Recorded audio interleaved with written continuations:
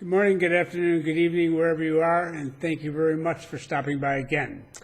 I've got quite a few things I'm going to go through, so I'm going to start and get this thing rolling.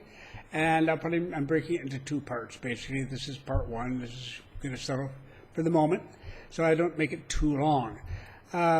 First off, I've been spending the last couple of weeks when they're gathering information. I mean, basically, more than a dozen of you have come through, basically for Europe and North America. I had a chance to talk to you. Some of you looked for places and to buy, rent, and all this. So I'm getting more a sense of what's going on. I'm getting in messages from outside the city too, and what's happening. This is all very useful. I still need a lot more of it. So I can't come out and say specific things until I feel comfortable that I'm talking about something that's real. And in this business, you can't just take anyone's opinion on the surface. You have to get more support for it. And that includes mine, anybody else's. You need the support. It's always good to get support. It's essential in analysis. Now, as far as Omicron's concerned, or the current COVID variant, we have what everybody else has, a massive increase in the number of cases, an increase in hospitalizations and in fatalities, but not as great as would have been the case with the Delta variant.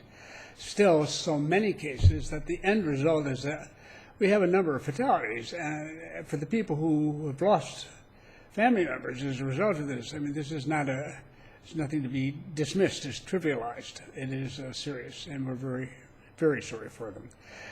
But at least in the sense that fewer and fewer people are untouched, so that if there's any value to having had it, most people now, by this stage of the game, will either have had it or they've been fully vaccinated. We have a very high level of vaccination that has helped immensely and has made all the difference in the last year. Now, that's where we stand at the moment, but we have reduced the level of requirements for people coming in, but it's no big deal. You still have to be tested, but you're not going to be tied up for 14 days. The max should be kept in quarantine or whatever seclusion would be for 7 days or as little as 5. At this point in time, I'm not going to go into detail because these things change. And so I will just once again put the link up down in the description to the government page that lists what the requirements currently are. Because some people will be hearing this video 3 months from now or 3 weeks from now or whatever. And I don't want them to think that whatever I'm saying tonight is necessarily the case when they look into the subject. So that's why I dislike having to discuss things that are so rapidly changing and then put it up in a video that's going to be up here for a while. No, so be it. That's the way of the world. Now, zipping through that. Yes. Critical to everything that I do here is the understanding that if we're going to move forward, we're going to get somewhere, it's going to be the economy. It's as critical. And the economy is coming along extremely well. Now, I'm going to show you a graph of the monthly indicator of economic activity. Its Spanish acronym is IMAE, and it shows you month to month what the direction of the economy has been. This is in the period from January of 2017 through November of last year. And here I'm putting it up as soon as I get it. All right. The key thing to understand with this is that it is not the gross domestic product, which is the total value of all goods and all the income a country gets in a year. Think of it that way. But it's very similar to it, follows the same route. It is a very good reflection of what's coming down the road.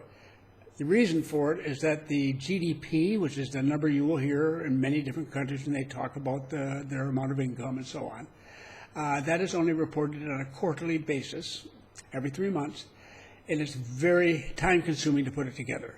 So we have all the figures through the first 3 quarters of last year, that's through the end of September. We still don't have the October through December GDP figures. We'll get those later this month, which is February, or possibly in early March if that's necessary. So for the moment, though, we use this indicator. And it shows very basically exactly what's going on, only it's showing the easier ones to collect the information. Much of the small activities that make up an economy are not included here, but they will follow in general. As you can see here, we fell off the cliff, and there's no question about it. And look where we are now. Now, we were told it would be 2023 at the earliest, and possibly 2024, more likely actually, would be when we would finally have gotten back to where we were in 2019 when this whole thing started. Some people even suggested it could take to 2025. Well, that, you see right there, that end of that particular graph is in November of last year. It's not even 2022, it's 2021. Now, when the final GDP figures come out, it may be more muted or something of this sort, but basically speaking, we have just done something that astonished people. They did not expect it. We've had this amazing growth period over this last year, and it's really showing up now. And we're going to be, by this year, everybody pretty much agrees with this, and especially the ratings companies and the ones who are the most critical. Fitch just came out with this, the same number basically that I was talking about some time ago. I see it very possibly 15% for last year. And that actually is what Fitch says it's going to be. I said it was 14 to 16% in that neighborhood. Okay, yeah. I don't see how we can miss it because we've done so well up until this point. So that's the IMAE. That's the explanation of where we stand from that viewpoint, and it's very, very useful. Now, the problem with this is that it's also showing more the macroeconomy as opposed to what I call the microeconomy.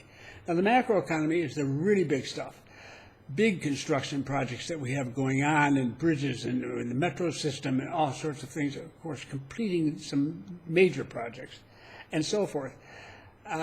This is a lot of activity. We've got that included. The free trade zone, the second largest in the world, it brings in billions of dollars. We have that included, as well as a couple dozen other free trade zones scattered around the country, all their activity.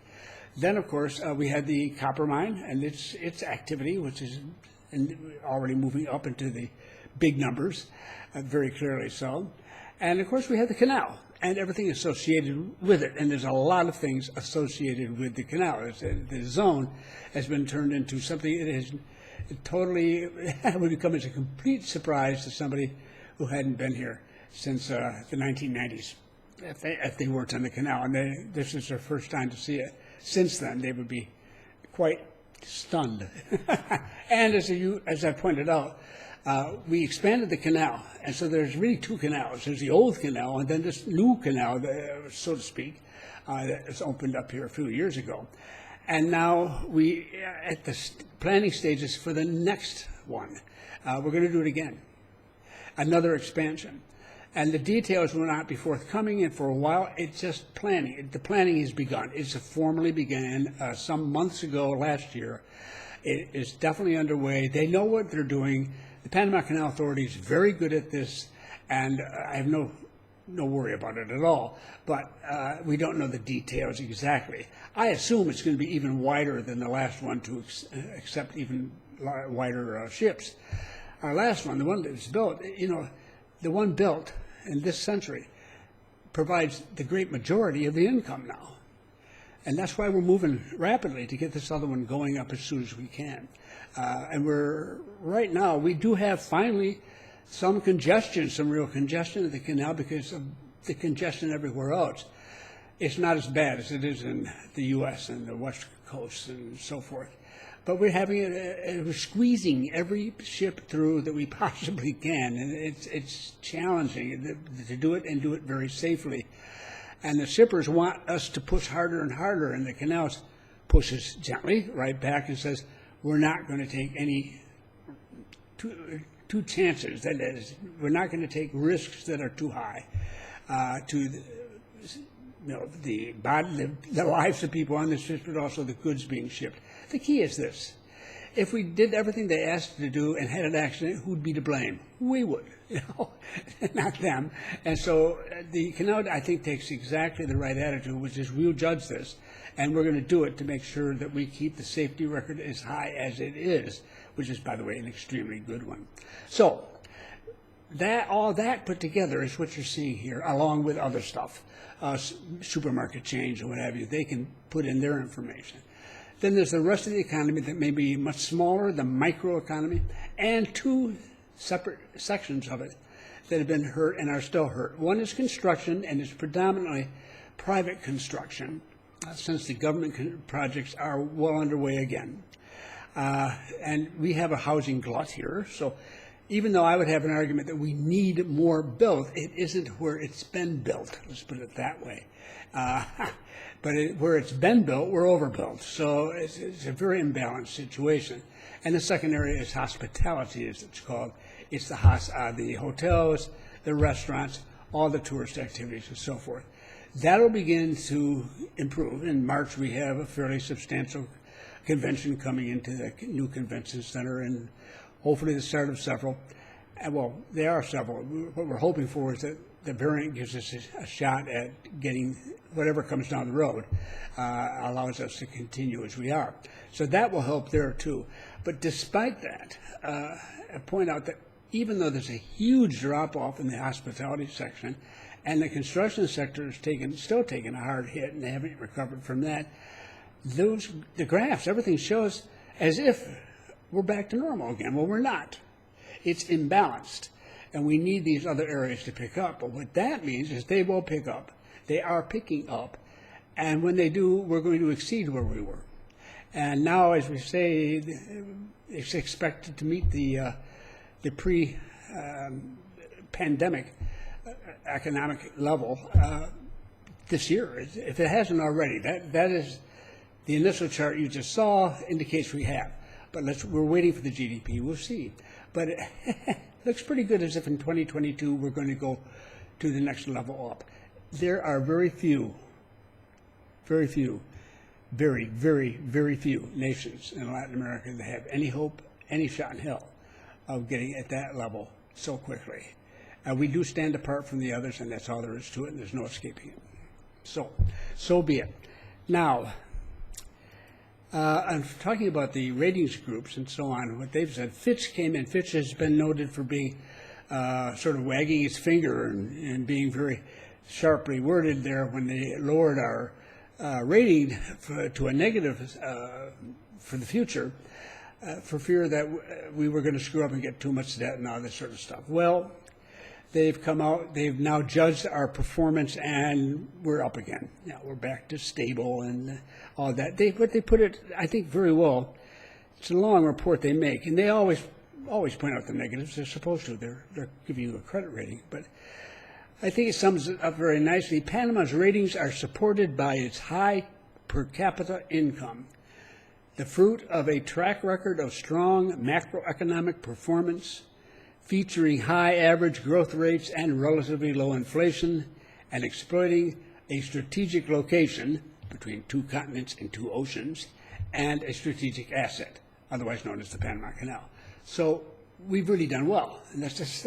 And they will say there are other things too that could go wrong, but we're back, and as long as we stay on this track, we're in very, very good shape, and it's only going to get better as the year goes by.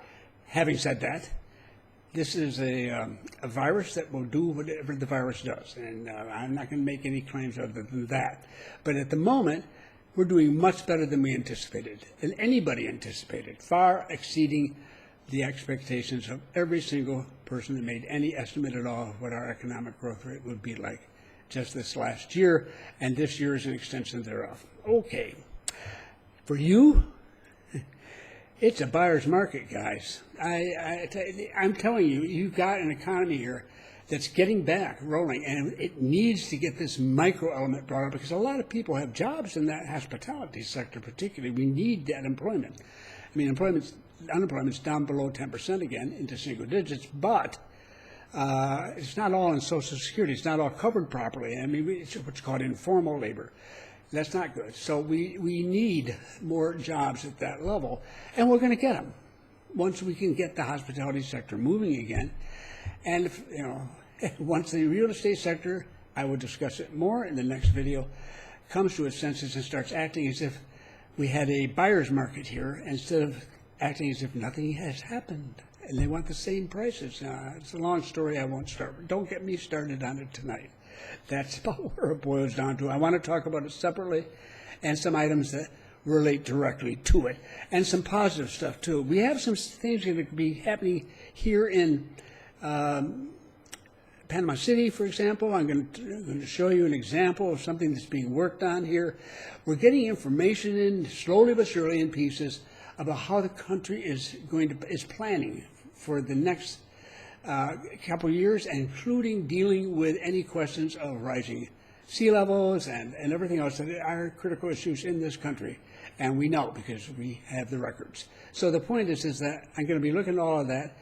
And the nice part is that I see them doing some of the project work to alleviate problems with mangrove swamps and and the control of the coastal line with intelligent projects that actually are beneficial to tourists and to residents of all classes and everybody here. It's much smarter than I would have expected, say 10 years ago or 5 years ago. And the people now I expect it, and it's here, and I'm delighted to see it. So I'll be sharing that next time around. Now, one thing I'm going to give you before I finish up here, a link to if you're interested in it. Now, I know you're looking at other nations too, which is fine. The World Economic Forum comes out with what's called a global risks report. And I'm going to give you a link so you can download a copy of it if you want to. Briefly put, they do this every year. And this year they've expanded their base. And what happens is that for 124 countries, they have interviewed over 12,000 people who would be called leaders in those countries, not people who are living in Moscow or Washington or Rome or whatever, except for their countries. It covers the so-called advanced countries too. But they have, they ask them one question. They give them an anonymity so they can say whatever they want to. They say, all right, in your country, over the next 12 months, what do you consider to be the 5 most serious problems that you face? And they give them 35 to choose from. And I'll tell you, I've done these sorts of things. I'm part of a global panel that McKinsey runs, and they do that sort of thing with us occasionally. Basically, when anyone's faced with that kind of list, usually they know number 1 and 2 very quickly. They know what they're thinking about as being problems. Number 3 gives them a little bit extra thought. 4 and 5, they have to stop and think about it because there's more than 30 alternatives, and several of them might look possible, and so people struggle with 4 and 5. My attitude is, if it's one of the top 3, it's a concern. It's considered in that country to be a serious concern by the leadership there. And the leadership isn't just the politicians, it's a broader selection of people, business community, unions, the whole works. So where do they come up? What they come up with there is more important to me than what comes in 4th and 5th. Now, in this year's report, I was more than a little disturbed. Of the 124 countries, 21 of them have as somewhere in their 5 choices, collapse of the state. That's serious stuff. A state's collapse. Collapse of a state with global geopolitical importance as a result of internal conflict, a breakdown of rule of law, military coup, on and on and on. They're talking about things just stop working. The state collapses. Very severe problem, and it's one of the lowest selected amongst the 35. But of the 21 countries that do include it, 13 of them are in Latin America. Only 8 are outside Latin America and the rest of the world. It's astonishing. And that's what always bothers me. Latin America's got some serious problems down here. We're not on that list, by the way, of those. We're not us. But the key point here is you have to understand when you read it, if you want to go through it, the last few pages of it would be a straightforward chart, and it would tell you the 5 for your country, and for any other country you're looking at, it's included in the 124. All right. And you keep in mind that if 2 countries have exactly the same number 1 problem, it doesn't mean it's the same seriousness in both countries. In one country, it may be super serious. In the other one, it may be the best they can come up with because they don't have any big problems right now. So you've got to keep a little perspective here. But when you go in, and something like state collapse is big. And it bothers me to ever see that. To have most of those come in South America or Latin America is particularly disturbing. Of those who have scores of 1, 2, and 3, that's the first, second, and third place, the ones that concern me the most, you have the ones you would expect. I'll just let you know, because I know you probably want to know, is Venezuela, Nicaragua, Honduras, and Peru, which is sad, but it's true. Those four are, their leadership sees that as the number one concern. And the number two concern for people in El Salvador and Guatemala. No big surprises there. And in the third level, Mexico and Argentina. Mexico has got some serious problems. A country that size, the largest Latin, Spanish-speaking country in the Western Hemisphere, I mean, it should be a leader in many ways, and it's not happening. For the record, those at 4 and 5, at 4 are Chile, Colombia, and Costa Rica. At 5 is Bolivia and Paraguay. Okay. Those are the 13. The 8, yeah, I can run through them. People want to hear them. Lebanon, Tunisia, the Ukraine, Yemen, Mongolia, South Africa, Angola, and Congo, the Congo. From number 1 down to number 5. All right. But neither here nor there. It's just a game. You need to go and take a look at some of the countries that you're interested in and so on, and get a feel for it. Our biggest problem here is the potential collapse of the Social Security system. It is not going to collapse. We've got the money's there. It's just the debate, and it's a hot one, is how much, out of whose pocket does it come, who gets it, and so forth. It's the reform of the Social Security thing. We can make it for 2 or 3 more years without doing anything, but everyone has made the effort to do it now, while there's still room, to talk about it without being hysterical. It's a tough one, but we're not. It's not a collapse of the system. It's just being stressed out at the moment. That's the worst it can come up with for us. That's a blessing. That's really a blessing. So anyhow, you'll see them there, but you're starting at a very low level of stress for us. Some of the other countries, including those I've mentioned here, the stress at their level is much higher. So I'll put that up and a link to it if you're interested in reading it. So why not share it with you? Next time I'm going to be talking again, zeroing in on much more of the real estate section here. As I get more information, I have some more people coming in, trying to help them out when they ask for it to the extent that I can, and looking forward to seeing some more of them coming up just the next few days. So thank you for stopping by, and I look forward to talking to you again.